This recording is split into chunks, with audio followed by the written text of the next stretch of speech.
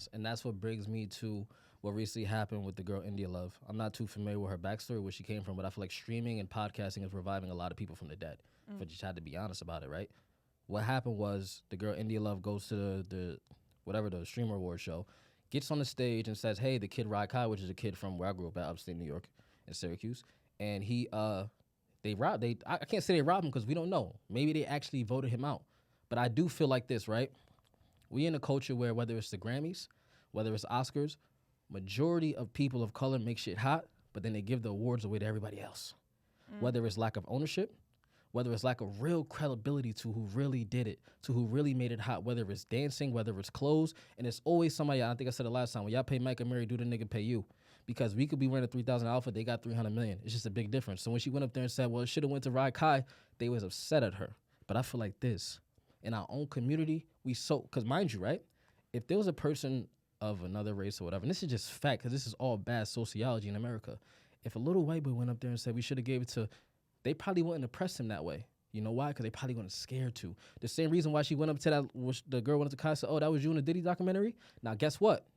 They community not backlashing her for that. We laughing at each other. Now they making memes of Kai looking like Diddy.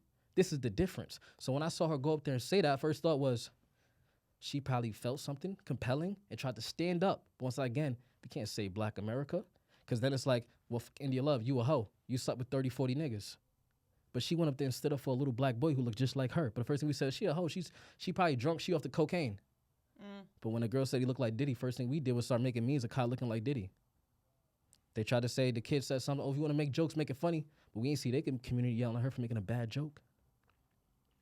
So when I try to tell people, you can't say Black America because we make the job hard for ourselves. Nobody else got to fight us. Like I said last time, they been left us alone. Yo, they deaf to their own demise. It's a damn shame a kid Kai, but I'll tell you like this. If Kai was driving around, flexing rapes, throwing lamb keys at niggas, big-ass chains, and moving like a rap gangster nigga, we would feel more like we got to listen to what he says. But since he's doing the right thing, good PR, probably good management, he's trying to keep himself animated because you make more money that way being animated. It's a lot harder to duplicate. It's a lot easier for people to take your IP, replicate you. He could last 20 years. His character is Kai Cenat. That's why his transition out of this is going to be very hard because he has to remain the young, youthful energy child because once you grow up, nobody cares about you no more.